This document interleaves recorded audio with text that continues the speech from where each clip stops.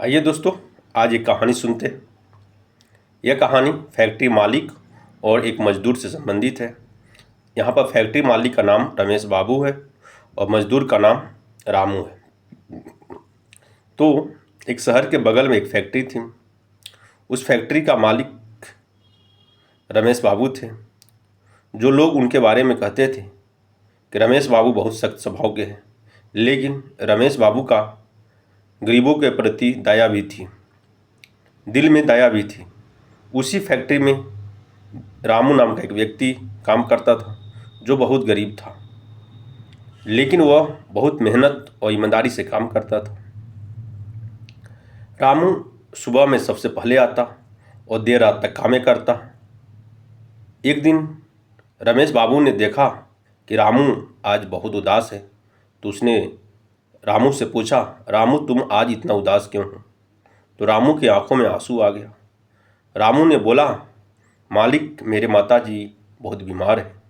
Doctor ने बोला है कि उसमें बहुत सारे पैसे लगेंगे, जिसके इलाज के लिए मेरे पास उतने पैसे हैं नहीं। मालिक देर समय तक अपने नौकर की बात को सुनता रहा, फिर अपने कमरे में चला गया। रामू को लगा कि मालिक को मेरे बातों से कोई फर्क नहीं पड़ता है। जब रामू अगले दिन अपने काम पर लौटा तो फैक्ट्री के मैनेजर ने एक लिफाफे दिया रामू को। रामू ने लिफाफे खोला तो देखा कि उसमें अस्पताल की रसीद और बहुत सारे पैसे थे। रामू हैरान होकर बोला, ये पैसा किसने दिया? तो फैक्ट्री मैनेजर ने बोला, ये पैसा तुम्हारे मालिक रमेश बाबू ने दिए हैं और उन्होंने कहा है कि रामू को बोल देना इस पैसे से अपनी माँ का इलाज कराए, और जब तक वो काम पर नहीं आएगा जब तक उसकी सैलरी मिलती रहेगी। रामू तुरंत अपने मालिक के पास गया, पैर पकड़ कर बोला, मालिक आपने मेरे लिए इतना बड़ा काम किया, मैं कभी भी आपका एहसान नहीं भूलूंगा।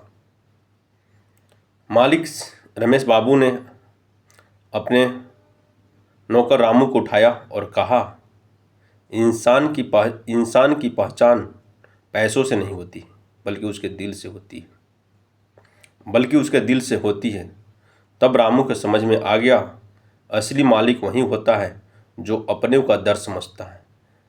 दोस्तों, इस कहानी से यही सीख मिलता है, दया और इंसानियत इस संसार की सबसे बड़ी दौलत होती है।